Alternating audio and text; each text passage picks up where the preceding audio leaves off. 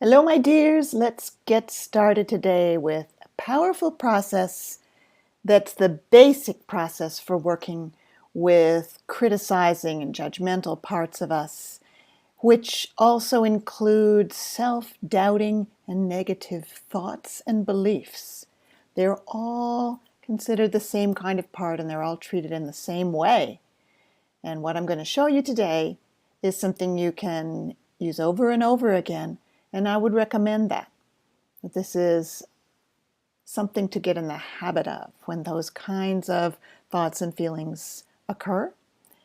And then over time, they really turn around and turn into your friends or give their energy to your sense of who you really are.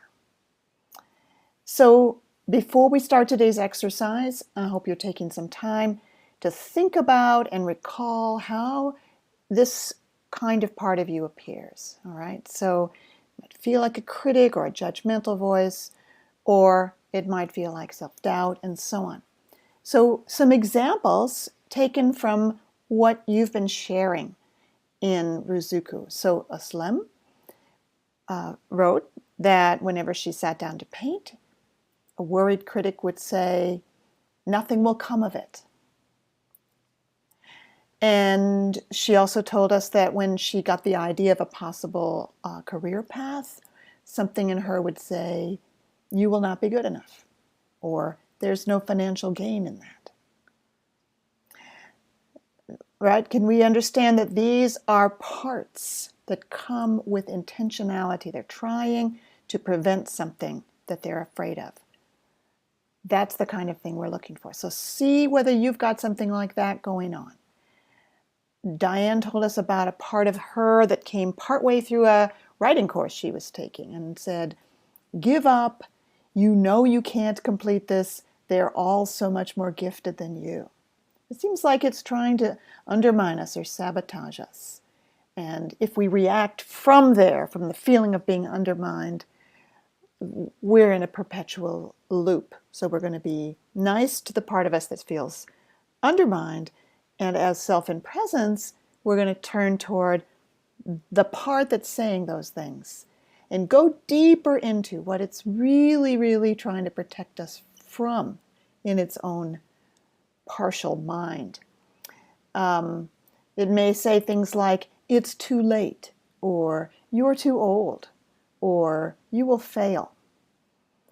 And we don't want to worry about the truth or falsity of these things. That's just buying into, staying inside that loop. Instead, I'm going to show you a very powerful method today that really shifts everything. So before we start the exercise, write down a sentence that comes up around your big shift project. What's the kind of thing you hear that seems like a self-doubt or an undermining voice? And it might not come in exactly in words. It might be more of a oppressive feeling, but whatever it's like for you, go ahead and take some time to find it, and I'm going to take you through the exercise. Here we go. So take some time to let your awareness come to your body. Being aware of your body present here and now.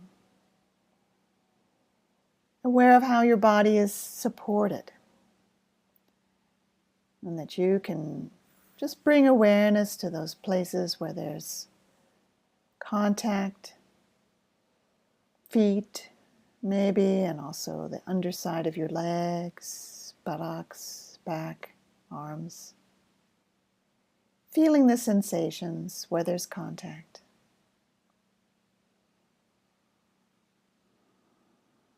Feeling your breathing. Resting into the support that's there. Letting your awareness come inward. Sensing in the inner area that includes your throat, chest, stomach, belly. Just arriving within yourself.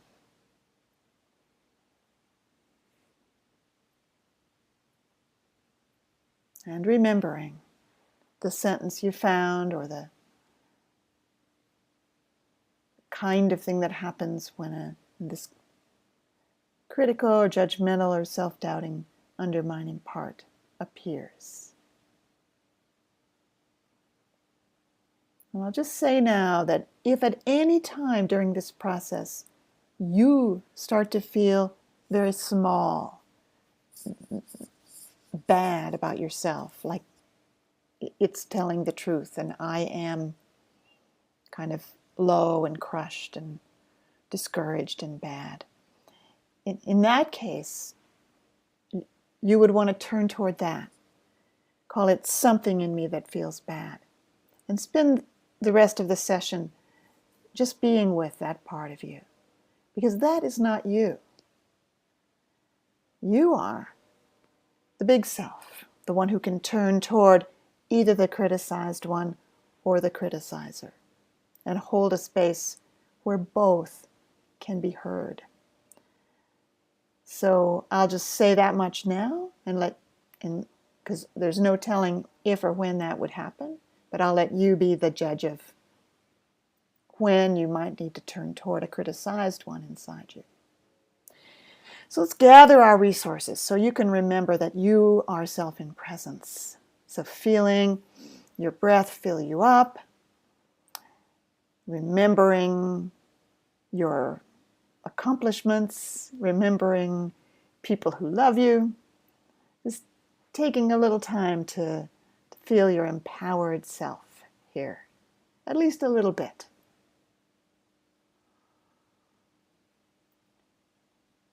You might even remember a time when you were walking in nature or when you were stretching your body in yoga or dance.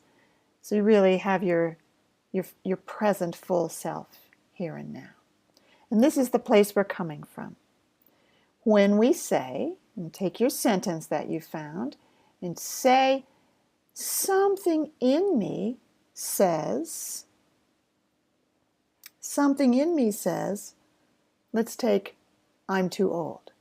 Or something in me says to me, you're too old. Okay? And now, say hello to that. So you've identified that it's something in you that says that to you. Now say hello. I'm saying hello to the part of me that says, I'm too old.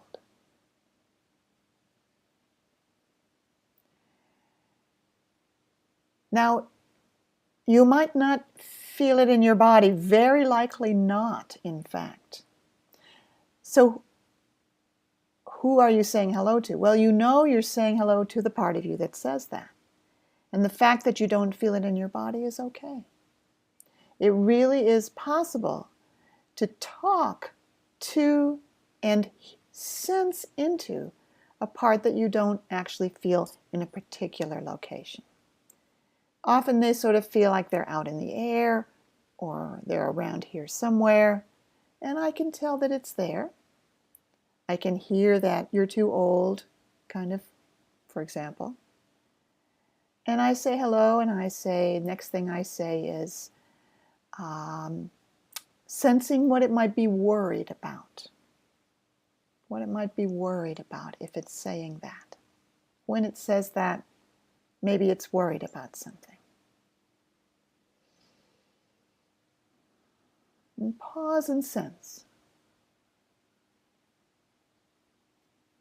Another way to say that is maybe there's something it's trying to prevent happening by saying what it's saying.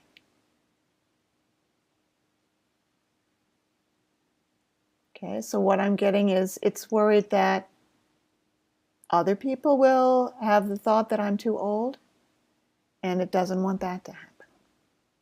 Okay, for example. So really sensing for yours right now what it doesn't want, what it's worried about, what it's trying to prevent happening to you when it says the thing it says.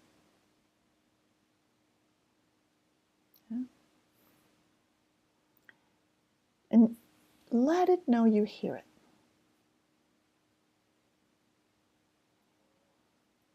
So say to it, I really hear you.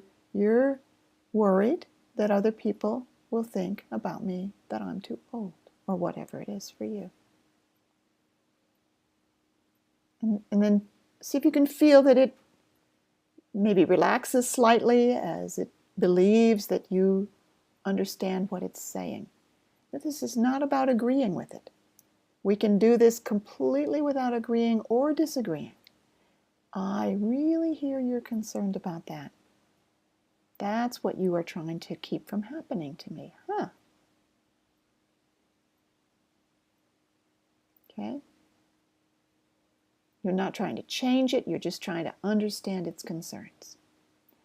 And that will probably make it pretty happy that you are trying to understand its concerns. All right? So now,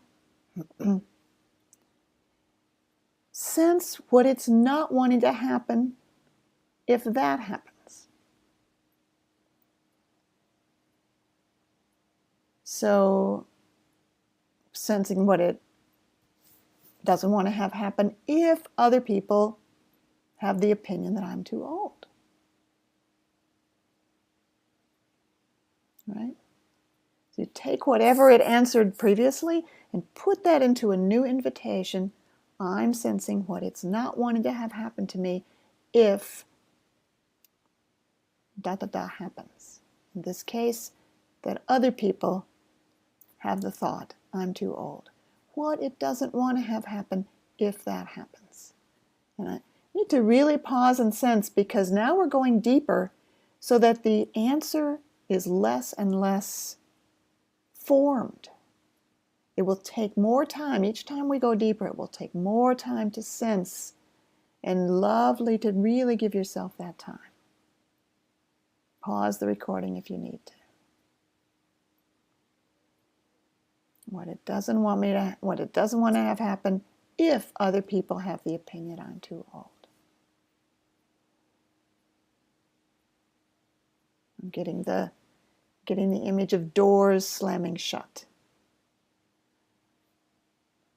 And I'm getting the image of their eyes passing by me, like I'm invisible. So, it doesn't want me to have the experience of being invisible. So I'm going to let it know I hear that. And it doesn't want me to have the experience of doors slamming shut. So there may be several answers, and we can hear all of them.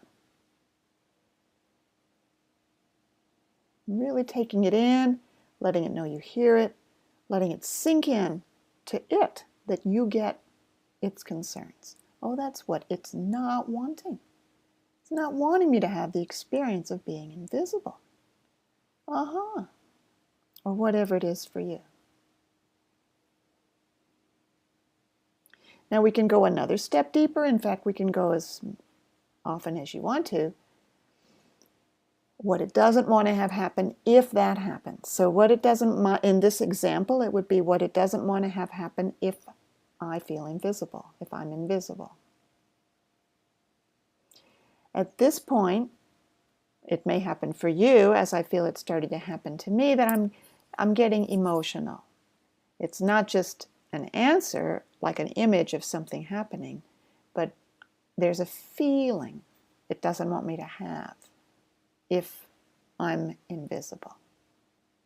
And it's an unpleasant feeling that has tears with it.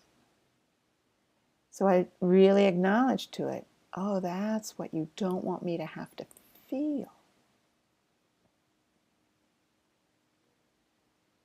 Yeah?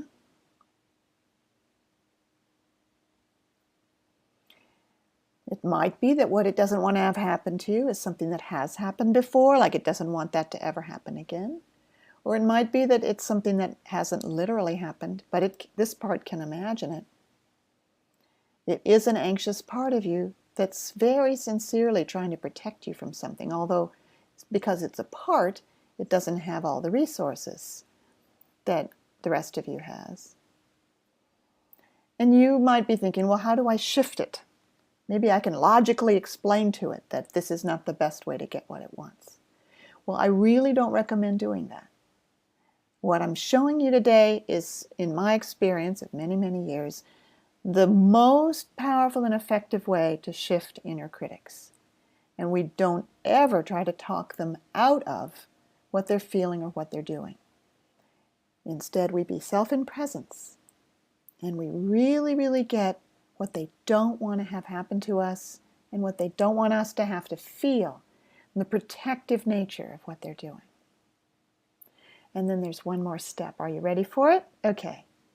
So pausing now, just to get in contact again. You can still feel it there, right? And I'm assuming there's been a bit of a relief. Like, there's been a little bit of relaxing in this part as it gets that you've understood it. It might even have been more than just a little relief, like a real deep breath. Like its efforts to help you are being understood, and that can bring it a lot of relief. So now, one more invitation, and that is that you might want to sense from this part of you that you've been talking to what it does want for you to be able to go through or experience or feel. What positive experience it wants you to be able to go through, experience, or feel.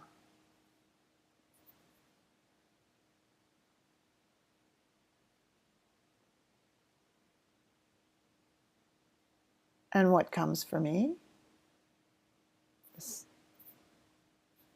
is a kind of image along with a body feeling of joyful meeting, like being in a group of people who are all happy to see me. So really being seen. So it's letting me know that that's what it wants for me. That's the experience it wants me to have. And I let that feeling come into my body now. What the feeling is, in this case, of joyful meeting. Yum. And I let it know I really get. That's what it's been wanting for me. So what I have now at the end of this exercise is a positive experience in my body and a changed relationship with an inner critical part which will not necessarily appear again in the same way. All right? So take more time for this. If yours didn't come as quickly as mine, you might want to ask again what it is, what positive feeling this part of you wants you to be able to go through or experience or feel. And when it comes, really taking time to let it in, feel it fully, let it be there as fully as it wants to be. And we're completing our exercise at that point. Taking all the time you want to really enjoy, savor, explore that good feeling. That is a healing thing to do. Just feeling that in your body is shifting many things inside you. So take your time. And when you do complete the exercise, I would love to hear how it went.